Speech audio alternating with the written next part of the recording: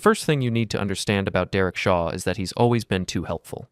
Not in that genuine, neighborly way that makes you want to invite someone over for barbecue and beer. No, Derek's helpfulness has that slick, calculated quality that sets your teeth on edge, like a used car salesman who remembers your kids' names.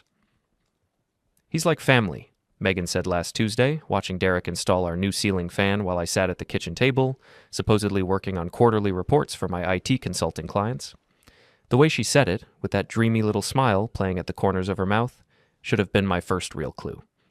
But I was busy trying to figure out why our internet bill had jumped $40 and Derek's power drill was making enough noise to wake the neighbors 3 houses down. My name is Nathan Webb, and I've been married to Megan for 15 years.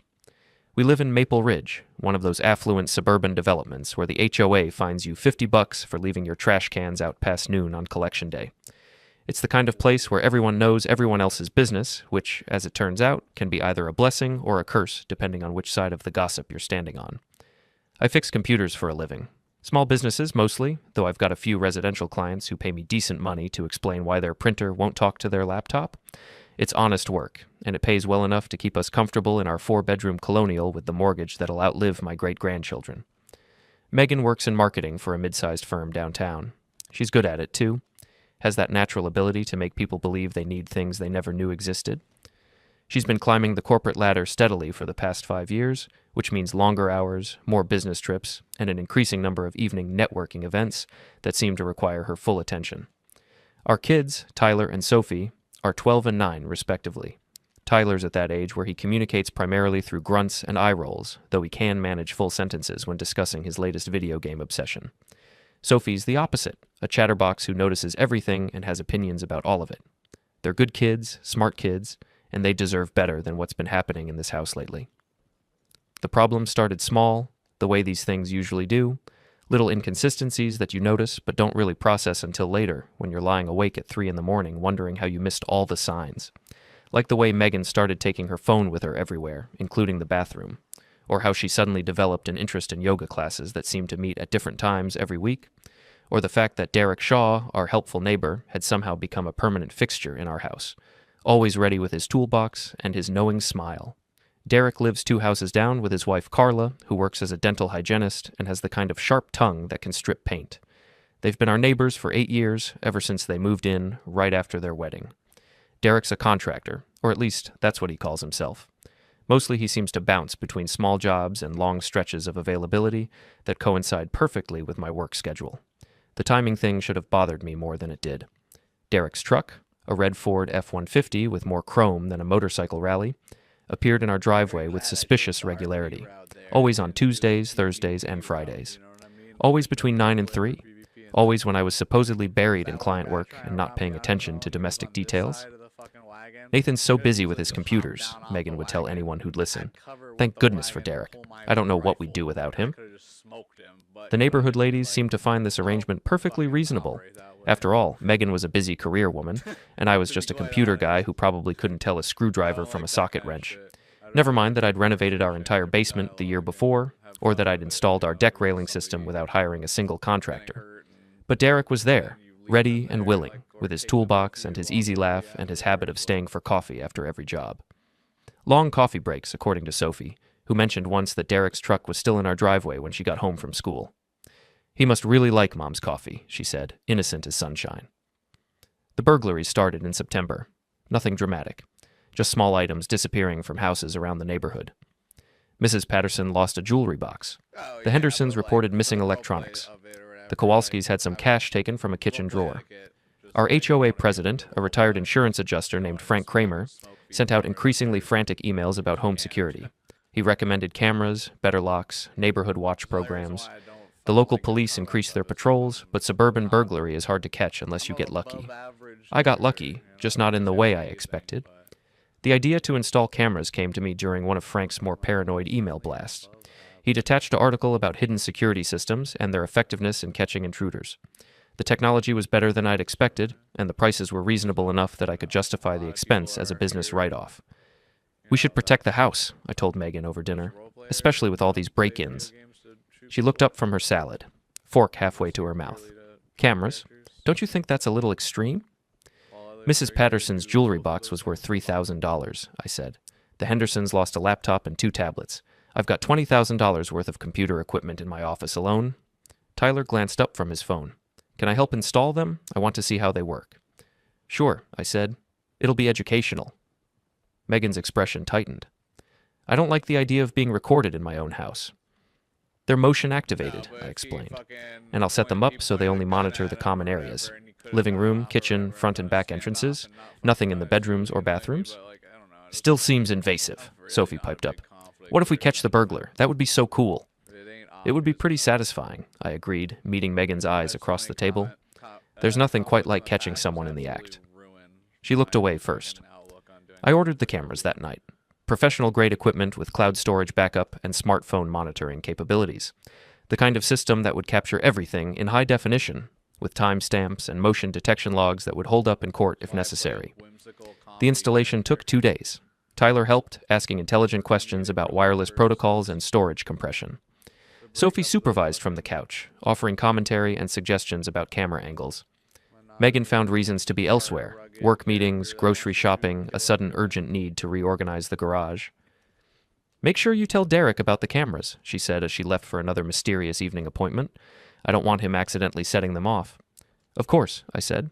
Wouldn't want any surprises. The system went live on a Thursday night. I tested all the cameras, checked the motion sensitivity, and verified that the cloud backup was working properly. Everything looked perfect. Crystal clear video, excellent audio pickup, reliable motion detection. I went to bed that night with the satisfaction of a job well done. Finally, we'd have some security. Finally, if anything happened in our house, we'd have evidence. I had no idea how right I was. The notification came through at 10:47 a.m. on a Friday. I was in the middle of explaining to Mrs. Henderson why her computer kept trying to update Windows at the worst possible moments when my phone buzzed with a motion alert from the living room camera.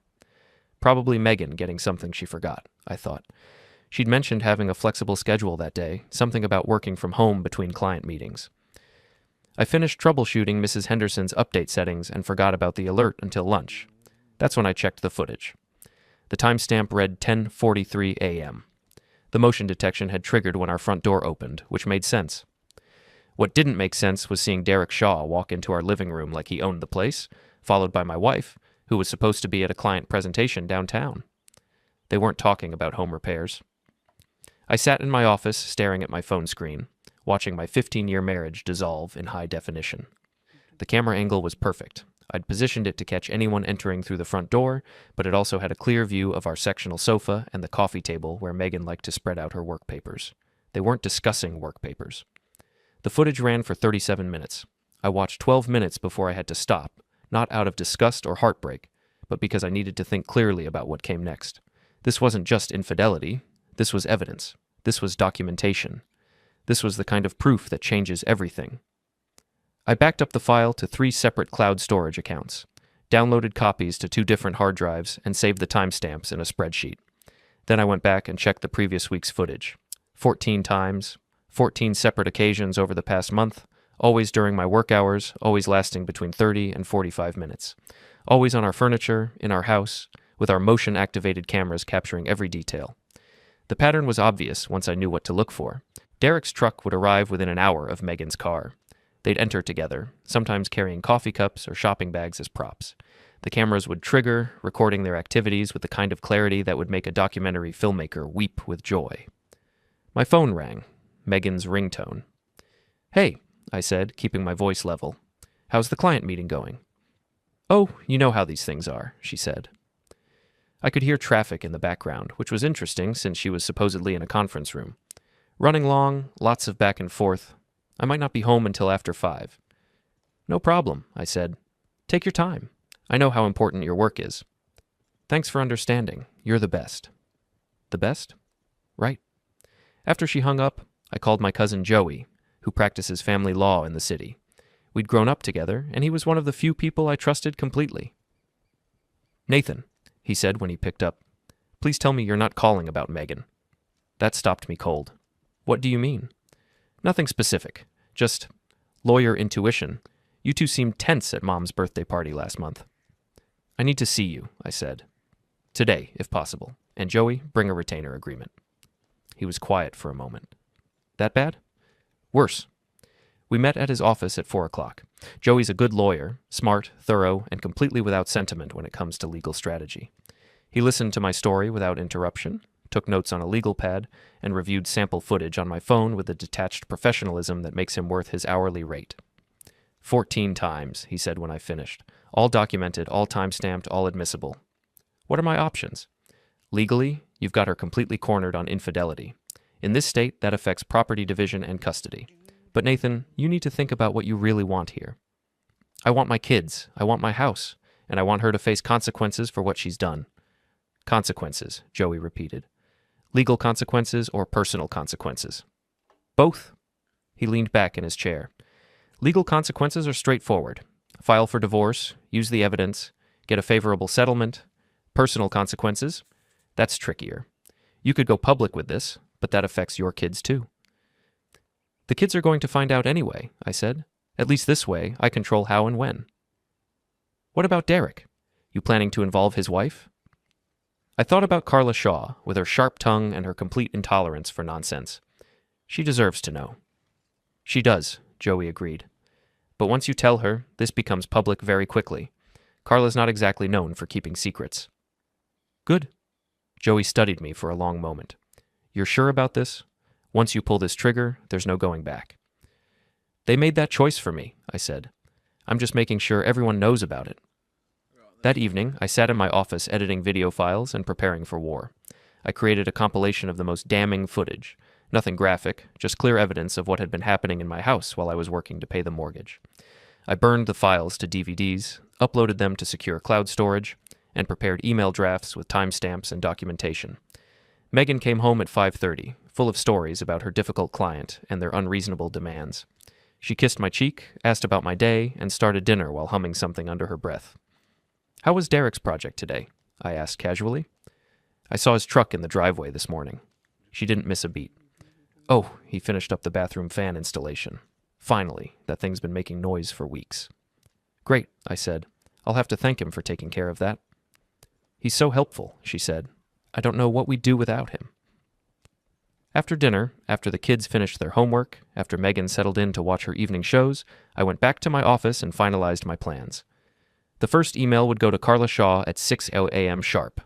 A simple message. Carla, I think you need to see this. The timestamps show when it happened. I'm sorry you have to find out this way. Nathan. The second email would go to our neighborhood group chat at 6:15 a.m. Subject line, caught the burglar, message. Finally got the security cameras working. Turns out our thief has been stealing more than just jewelry. Thought everyone should know what's been happening in broad daylight. I scheduled both emails, double-checked the attachments, and went to bed. Megan was already asleep, curled up on her side of the bed, peaceful and innocent looking. I lay there in the dark, listening to her breathe, thinking about how different everything would be in 12 hours. At 5:55 a.m., I woke up and checked my phone. The emails were queued and ready. In 5 minutes, the truth would be out, and there would be no taking it back. I hit send on both messages and went to make coffee. By 6:30, my phone was ringing. Carla Shaw has a voice that could cut glass when she's angry. I discovered this at 6:28 a.m. when she called my cell phone, having just watched the footage I'd sent her. Nathan, she said, and I could hear the barely controlled fury in her tone. Are you home right now? Yes. Good. Don't go anywhere. I'm coming over. She hung up before I could respond. Through the kitchen window, I could see lights turning on in houses throughout the neighborhood. My phone was already showing 17 new messages in the group chat, and it wasn't even 7 o'clock yet. Megan appeared in the kitchen doorway, hair disheveled, clutching her phone. Nathan, what did you do? I caught our burglar, I said, pouring coffee into my favorite mug. Turns out it was an inside job. Her face went pale. You can't send that to people. That's private. Private? I took a sip of coffee, savoring both the taste and the moment. Honey, you made it public the moment you decided to use our living room as your personal entertainment center. The cameras were supposed to be for security. They were, and they worked perfectly. The front door burst open without a knock. Carla Shaw stormed into our kitchen like an avenging angel, still wearing scrubs from her early shift at the dental office. Her face was flushed, her eyes blazing, and she was carrying a cardboard box that I recognized as belonging to Derek. Where is he? She demanded. Derek? Megan asked weakly. He's not here.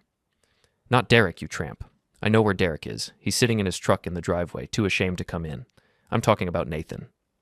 I'm right here, Carla. She turned to me, and for a moment I thought she might hit me. Instead, she set the box down on our kitchen counter with a thud that rattled the coffee mugs. 14 times, she said. 14 times in your house while I was at work, thinking my husband was out earning money for our family. I'm sorry you had to find out this way, I said, and I meant it. But you deserve to know. Damn right I deserve to know. She whirled on Megan. And you piece of work. Smiling at me at the block parties, asking about my kids, pretending to be my friend while you were screwing my husband on your couch. Carla, please, Megan said. It's not what you think. It's exactly what I think. I watched the footage. All of it. Every disgusting minute. My phone buzzed with another group chat notification. The neighborhood was waking up, and the news was spreading faster than I'd anticipated. Mrs. Patterson from 3 houses down had already shared the message to her Facebook page. The Hendersons were asking if this explained the recent burglaries. Frank Kramer, our HOA president, was demanding an emergency meeting. Nathan, Megan said, turning to me with tears in her eyes. Please, think about the kids. Think about our family. I have been thinking about our family, I said. For 15 years, I've been thinking about our family, working to support our family, trusting you with our family, and this is what you did with that trust. The kitchen door opened again, and Derek Shaw finally worked up the courage to enter his own mess. He looked terrible, unshaven, pale, wearing yesterday's clothes. His hands were shaking as he tried to make eye contact with anyone in the room. Carla, he started, we need to talk. We're past talking, she snapped. We're at the part where you explain to our kids why Daddy's moving out and Mommy's filing for divorce. It didn't mean anything, he said desperately. It was a mistake. 14 mistakes, I corrected. Let's be accurate here. Derek finally looked at me, and I saw something that might have been guilt in his eyes. Nathan, I'm sorry. I never meant for this to happen. You never meant to get caught, I said. There's a difference. My phone rang. Joey's number.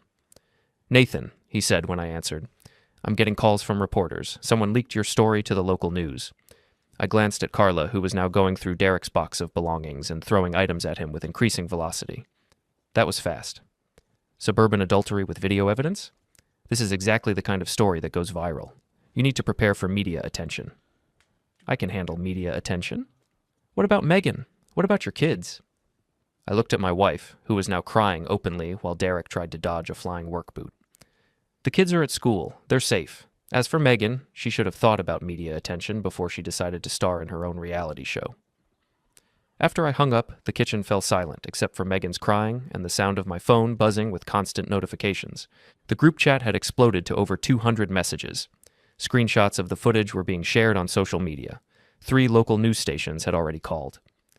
This is insane, Megan said. You've ruined everything. I ruined everything? I set down my coffee mug and looked at her directly. Megan, I installed those cameras to protect our home. I never expected to catch my wife and my neighbor using our furniture like a cheap motel. You ruined everything. I just documented it. Carla finished emptying Derek's box and turned to face the room. Derek, you've got 30 minutes to get your stuff out of our house. After that, I'm changing the locks. Carla, please. 30 minutes. And Derek, if I see your truck in this driveway again, I'll call the police and report you for trespassing. She stalked out of the kitchen, pausing only to look back at Megan. You can keep him. I'm done with your leftovers. The front door slammed hard enough to rattle the windows. Derek stood in our kitchen for another moment, looking lost and pathetic.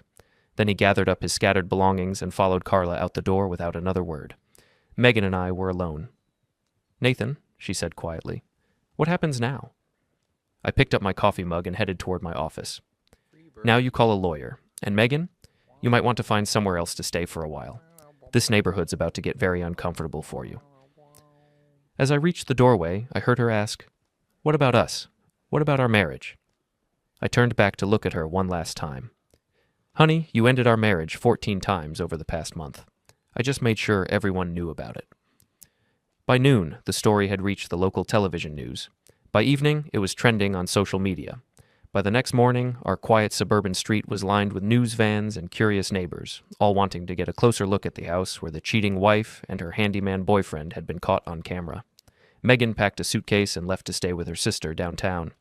Derek moved into a studio apartment across town after Carla made good on her threat to change the locks. And I stayed in our house with Tyler and Sophie, explaining to them as gently as possible why their mother wouldn't be living with us anymore. The hardest part wasn't the media attention or the neighborhood gossip. The hardest part was watching my kids process the reality that their family was broken and that everyone in town knew exactly how and why it had happened, but that was Megan's choice, not mine. She broke our family. I just made sure there were consequences. 3 weeks after the footage went public, Derek Shaw made the mistake of trying to confront me at Murphy's Tavern, the local bar where I sometimes grabbed a beer after particularly difficult client calls. It was a Tuesday night. The place was mostly empty, and I was sitting at the bar working on my second Guinness when Derek stumbled in looking like he'd already had several drinks somewhere else.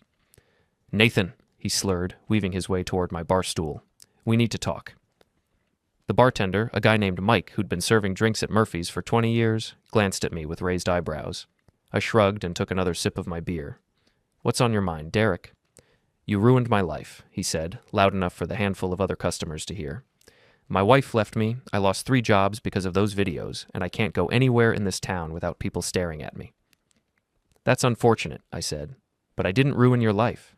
You did that all by yourself?" "You set up cameras to spy on people." "I set up cameras to catch a burglar. The fact that I caught you stealing my wife instead is just irony."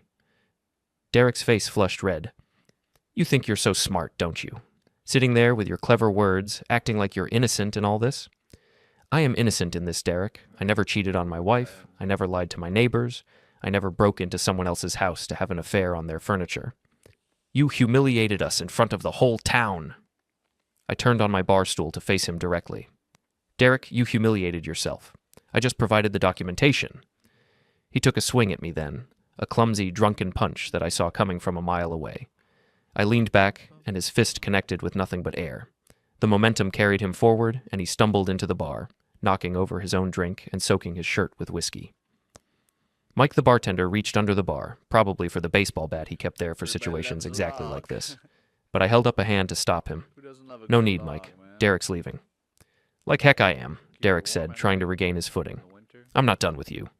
"Yes, you are." I stood up, and Derek took an involuntary step backward. I'm not a big guy, but I'm in decent shape, and Derek was drunk enough that he probably couldn't have fought off a determined houseplant. "Derek, you're pathetic. You're a middle-aged man who threw away his marriage for a few afternoons with someone else's wife. You lost your job because you couldn't keep your mouth shut about your conquest. You lost your house because your wife has more self-respect than you deserve, and now you're standing in a bar, drunk at 8 o'clock on a Tuesday night, trying to blame me for the consequences of your own actions." The bar had gone completely quiet. Even the jukebox seemed to be holding its breath. "You want to know what I think?" I continued. "I think you're angry because you got caught. I think you're humiliated because everyone in town knows exactly what kind of man you are. And I think you're here trying to pick a fight with me because it's easier than admitting that you destroyed your own life." Derek's mouth opened and closed like a fish gasping for air. "So, here's what's going to happen," I said. "You're going to apologize to Mike for making a scene in his establishment. You're going to pay for your drink and the one you spilled. You're going to walk out of here quietly, and you're never going to approach me again. Because, Derek, if you do, I'll make sure everyone in town sees the footage of you running away from this conversation." I pulled out my phone and held it up. The camera was already recording. Derek looked at the phone, looked at me, and looked at the other customers who were now openly staring at our confrontation. Whatever fight he'd had in him drained away like air from a punctured tire. "This isn't over," he mumbled. "Yes, it is." He threw a $20 bill on the bar and stumbled toward the exit. As he reached the door, I called after him. "Derek, next time you want to fix something, try fixing yourself first." The door slammed behind him, and the bar erupted in applause. Mike poured me a fresh beer. "That one's on the house," he said. "I've been waiting 3 weeks for someone to tell that guy what he needed to hear." But Derek wasn't quite done making bad decisions. 2 days later, I came home from a client meeting to find my mailbox had been destroyed with what looked like a baseball bat. The security cameras I'd installed around the exterior of the house had captured the whole thing, including a clear shot of Derek's face and his truck's license plate. I called the police, filed a report, and sent copies of the footage to Detective Martinez, who'd been handling the neighborhood burglary cases. Within an hour, Derek was arrested for vandalism and destruction of property. The local news picked up the story. "Cheating husband arrested for vandalizing neighbor's property." Ran as the lead story on the 6 o'clock news, complete with footage from my security cameras and interviews with neighbors who were shocked but not surprised by Derek's behavior. Carla Shaw called me that evening. "Nathan," she said, "I owe you an apology. For what? I was angry at you for exposing everything so publicly. I thought you should have handled it privately, maybe talked to Derek and Megan before going nuclear with the neighborhood group chat. And now? Now I realize that people like Derek and Megan don't respond to private conversations. They only change their behavior when there are public consequences. Derek never would have stopped if you hadn't caught him, and Megan never would have admitted what she was doing. You're probably right. I know I'm right. And Nathan, thank you for telling me the truth, even when it was ugly. I deserved better than what Derek was giving me, and I never would have known without your evidence. Carla had filed for divorce the day after seeing the footage. Her lawyer was using the documented adultery to ensure she got the house, primary custody of their 2 kids, and a significant portion of Derek's assets. Derek's lawyer had advised him to accept whatever settlement Carla offered, because fighting it would only result in more public humiliation and legal costs. What about Megan? Carla asked. Have you talked to her? Through lawyers. She wants to reconcile, says the whole thing was a mistake, claims she's willing to do whatever it takes to save our marriage. Are you considering it? I looked around my living room, where Tyler and Sophie were doing homework while watching television. The house felt peaceful for the first time in months. No tension, no lies, no wondering what was happening while I was at work. No, I said. Some mistakes you can fix. Some mistakes you can forgive, but some mistakes show you who someone really is, and once you see that, you can't unsee it. Good for you, Carla said. You and those kids deserve better. After I hung up, Sophie looked up from her math homework. Dad, are you and Mom getting divorced? I sat down beside her on the couch. Yes, sweetheart, we are. Because of what she did with Mr. Derek? Because your mom made choices that hurt our family, and now we have to make different choices to protect what's left. Tyler glanced up from his video game. Are we going to have to move? No, I said. This is our home. You'll keep going to the same school, seeing the same friends. The only thing that's changing is that Mom won't be living here anymore. Will we still see her? Of course. She's still your mother, and she loves you both very much. What happened between her and me doesn't change that. Sophie leaned against my shoulder. I'm glad we're staying here. Me too, kiddo. Me too. That night, after the kids were in bed, I sat in my office reviewing the divorce papers Joey had prepared. 15 years of marriage, reduced to legal documents and asset division spreadsheets. It should have felt sadder than it did. Instead, it felt like freedom. The divorce proceedings began in November, 3 months after the security camera footage had turned our quiet neighborhood into the most talked-about street in the county. Judge Patricia Hendricks, a no-nonsense woman in her 60s, had seen enough adultery cases to fill a library, but even she seemed impressed by the thoroughness of my documentation. Mr. Webb, she said during our first hearing, I've been on this bench for 22 years, and I've never seen evidence presented with this level of detail. Timestamps, multiple camera angles, cloud storage backups. You could teach a class on evidence preservation. Joey leaned over and whispered, She's impressed. That's good for us. Megan's lawyer, a slick downtown attorney named Richard Blaine, tried every angle he could think of to discredit the footage. He argued that the cameras were installed without Megan's consent, that using them violated her privacy rights, that I had deliberately entrapped her by creating the opportunity for the affair to be recorded. Judge Hendricks wasn't buying it. Mr. Blaine, she said after listening to 20 minutes of privacy arguments, your client engaged in adultery in the marital home during daylight hours on 14 separate occasions. The cameras were installed for legitimate security purposes and were positioned in common areas of the house. There is no expectation of privacy for illegal or immoral activities conducted in plain view of security equipment. Your Honor, adultery isn't illegal in this state? No, but it is grounds for divorce, and it absolutely factors into custody and asset division decisions. Mr. Webb's evidence is admissible, relevant, and frankly, more thorough than most of the cases that come through my courtroom. Megan sat at the defendant's table, trying to look contrite and wronged at the same time. She'd hired an image consultant who had advised her to dress conservatively, speak softly, and present herself as a victim of circumstances rather than the architect of her own downfall. It wasn't working. The local media had been following the case closely, and public opinion was overwhelmingly on my side. The story had all the elements that make for compelling coverage: suburban scandal, high-tech evidence, sympathetic children, and a clear villain. Megan had become the face of unfaithful wives everywhere, while I was being portrayed as the wronged husband who'd fought back with intelligence instead of violence. Mr. Webb, Judge Hendricks said, addressing me directly, what are you seeking in terms of custody arrangements? Primary physical custody, Your Honor. I want my children to have stability, and I want them to remain in the family home where they've grown up. And Mrs. Webb's visitation rights? I'm not trying to keep the children from their mother, I said, but I think they need to be in an environment where they can trust the adults in their lives to tell them the truth. Megan's face crumpled, and she started crying. Her lawyer handed her tissues and whispered something in her ear that made her nod and try to compose herself. Your Honor, Blaine said, Mrs. Webb deeply regrets her actions and is committed to rebuilding her relationship with her children. She's been attending counseling, she's ended all contact with Mr. Shaw, and she's prepared to do whatever is necessary to prove that she can be a responsible parent. That's commendable, Judge Hendricks replied. But Mr. Blaine, your client didn't just have an affair. She conducted that affair in the family home, during hours when the children could have discovered them. She lied repeatedly to her husband about her whereabouts and activities. She involved the children in those lies by having them unwittingly cover for her absences. This isn't just about adultery, it's about a pattern of deception that directly affected the children's well-being. The judge was right, and everyone in the courtroom knew it. Tyler and Sophie had been interviewed by a court-appointed child advocate, and their statements had made it clear that they'd noticed their mother's behavior changes, her increased absences, and the tension in the house. They'd been living with the effects of Megan's lies even before they knew what those lies were about. Furthermore, Judge Hendricks continued, Mr. Webb has maintained stable employment, kept the children in their family home, and provided them with honest explanations about the divorce proceedings. He's demonstrated the kind of consistency and reliability that children need during difficult transitions. The hearing lasted 3 hours. When it was over, I had primary custody of Tyler and Sophie, possession of the family home, and a settlement that left me financially stable. Megan got supervised visitation rights, half of our savings account, and the knowledge that her children would grow up knowing exactly why their parents' marriage had ended. Outside the courthouse, reporters were waiting with cameras and microphones.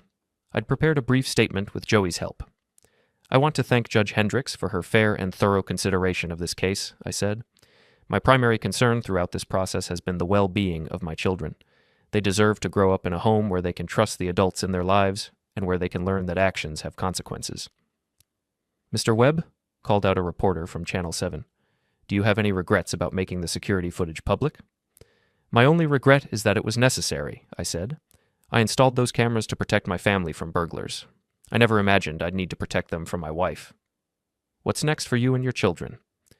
We're going home, I said. We're going to have dinner, help with homework, and continue building the kind of life we want to live. The drama is over. The healing can begin. That evening, Tyler, Sophie, and I celebrated with pizza and ice cream. Not because the divorce was finalized, that wasn't something to celebrate, but because we finally had certainty about our future.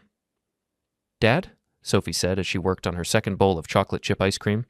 Are people going to keep asking us about Mom and Mr. Derek?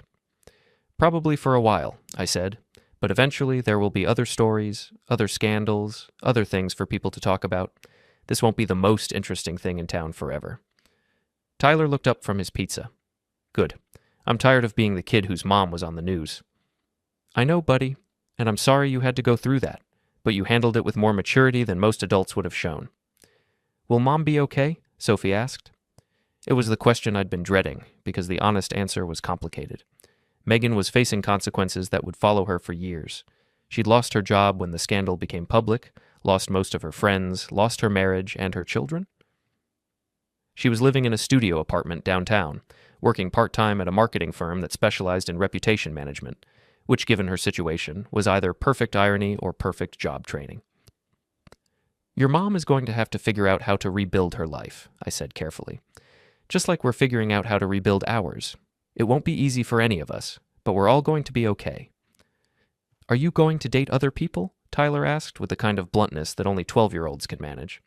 Someday, maybe, but not anytime soon. Right now, my priority is taking care of you two and making sure our family is strong. Sophie grinned. Good. I don't want to share you yet.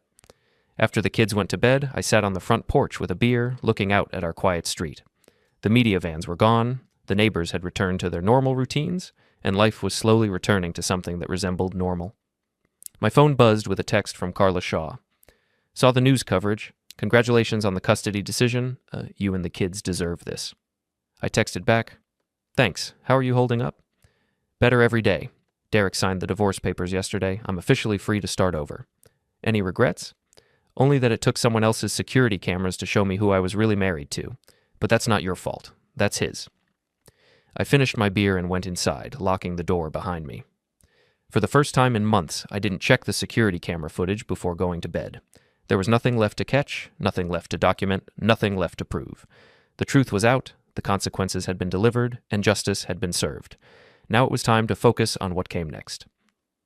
The last act of this drama began on a cold February night, 4 months after the divorce was finalized. I was working late in my office, catching up on client reports, when the motion sensors on my exterior cameras triggered. The notification showed movement in my backyard at 11:47 p.m. I pulled up the live feed expecting to see a raccoon or maybe a neighbor's cat. Instead, I saw Megan and Derek creeping across my back lawn, carrying what looked like a crowbar and a bag of tools. They were trying to break into my house. I watched them approach the back door, whispering to each other like amateur burglars in a bad movie. Derek tried the handle first, then started working on the lock with his tools. Megan stood watch, constantly looking over her shoulder at the neighboring houses. My first instinct was to call the police immediately. My second instinct was better. I activated the exterior floodlights, turning my backyard into a stadium at midnight. Then I opened the back door and stepped onto the deck, my phone in one hand and a baseball bat in the other. "Well, well," I said loudly enough for the neighbors to hear. "Look what the cat dragged in." Megan and Derek froze like deer in headlights, literally blinded by the sudden illumination. Derek dropped his crowbar, which clattered on the concrete patio loud enough to wake half the street. "Nathan," Megan stammered, "we can explain." "Oh, I'm sure you can. Breaking and entering usually comes with a fascinating explanation." "We weren't breaking in," Derek said, though the crowbar at his feet suggested otherwise. We needed to get some of Megan's things." "At midnight? With burglary tools? Without calling first?" Lights were coming on in the neighboring houses. Mrs. Patterson's porch light flickered on, followed by the Hendersons' kitchen window. Frank Kramer, our HOA president, stepped onto his back deck in his bathrobe, clearly wondering what the commotion was about. "You want to know what I think?" I said, keeping my voice loud enough for the growing audience. "I think you two cooked up some scheme to plant evidence in my house. Maybe make it look like I was the one having an affair, or stealing from the neighborhood, or doing something that would make me look bad in court." "That's ridiculous," Megan said, but her voice lacked conviction. "Is it?" "Because Derek, you've already been arrested once for vandalizing my property. And Megan, you've been telling anyone who'll listen that I somehow tricked you into having an affair. This looks like the kind of desperate plan that two people with nothing left to lose might try." Derek took a step forward. "You've ruined both our lives. You took everything from us." "I didn't take anything from you. I just made sure everyone could see what you were already doing." "You humiliated us. You humiliated yourselves. I just provided the documentation." By now, at least 6 neighbors were watching from their yards and windows. Someone was recording with their phone, probably Mrs. Patterson, who'd become something of a neighborhood documentarian since the original scandal broke. Carla Shaw appeared at her back fence, wearing a thick coat over her pajamas. "Derek," she called out, "what the heck are you doing?" "Carla, this isn't your business anymore," Derek replied. "Everything you do becomes my business when it affects our kids' reputation," she shot back. "And breaking into people's houses definitely affects their reputation." I pulled out my phone and started recording. For the record, it's 11:52 p.m. on February 18th. Megan Webb and Derek Shaw have just attempted to break into my home using burglary tools. The exterior cameras have recorded everything, and we now have multiple witnesses. "Nathan, please," Megan said, and for a moment she sounded like the woman I'd married 15 years ago. "Can we just talk about this privately?" "Privately?" I laughed, and it wasn't a pleasant sound. "Megan, you gave up the right to privacy when you decided to conduct your affair in my living room. You gave up the right to private conversations when you lied to me for months, and you definitely gave up the right to private resolution when you showed up at my house at midnight with a crowbar." Derek was looking around desperately, probably realizing that their brilliant plan had turned into a public spectacle that would be all over social media within hours. "This is entrapment," he said weakly. "No, Derek, this is consequence. You made the choice to come here, you brought the tools, you tried to break in. I just happened to have security cameras that recorded your choices."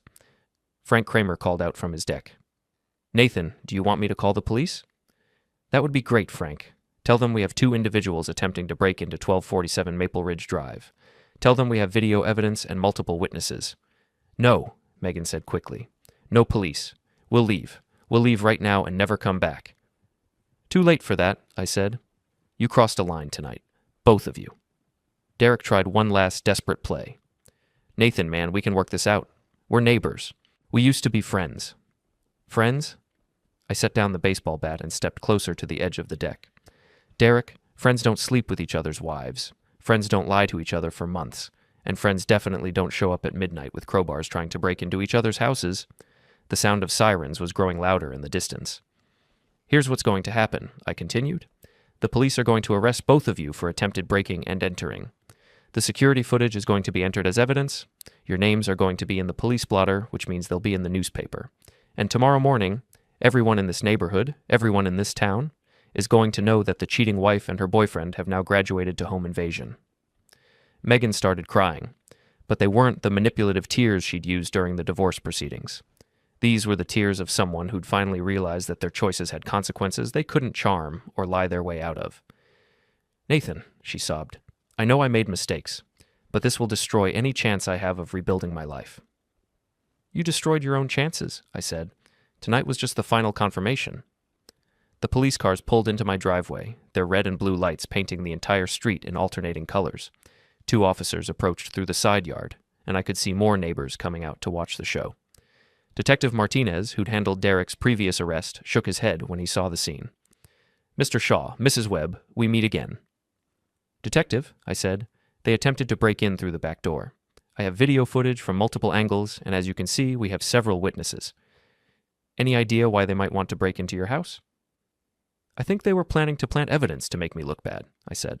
But honestly, at this point, I think they're just desperate people making increasingly desperate choices. The arrest process took about 30 minutes. Derek and Megan were handcuffed, read their rights, and loaded into separate police cars while the neighbors watched and recorded everything on their phones. By morning, the footage would be all over Facebook, Instagram, and the local news websites. As the police cars drove away, Carla walked over to my deck. Nathan, I owe you another apology. For what this time? Forever thinking that Derek might change, that he might learn from his mistakes and become a better person. Tonight proves that some people are just committed to making bad choices. You couldn't have known he'd do something this stupid. Maybe not. But I should have realized that someone who'd cheat on his wife and destroy his family probably wasn't going to suddenly develop good judgment and moral character. Frank Kramer joined us, still wearing his bathrobe, but now also sporting a huge grin. Nathan, in 30 years of living in this neighborhood, I've never seen anything like what just happened. I hope you never see anything like it again. Oh, I don't know, Frank said. It was pretty entertaining, and it definitely proves that your security camera system works exactly as advertised. The neighbors gradually returned to their houses, but I could see lights staying on and curtains remaining open. This story would be told and retold for years, becoming part of the neighborhood legend. I went back inside and checked on Tyler and Sophie, who had somehow slept through the entire commotion. They looked peaceful and innocent, completely unaware that their mother had just been arrested in their own backyard. In the morning, I would have to explain what had happened. I would have to help them understand that their mother had made another series of bad choices, and that those choices would have consequences that affected all of us. But tonight, I just stood in their doorway and watched them sleep, grateful that they were safe, grateful that we were home, and grateful that the truth, all of it, was finally out in the open. The security cameras had done their job one last time. Justice had been served. And tomorrow, we could start building whatever came next.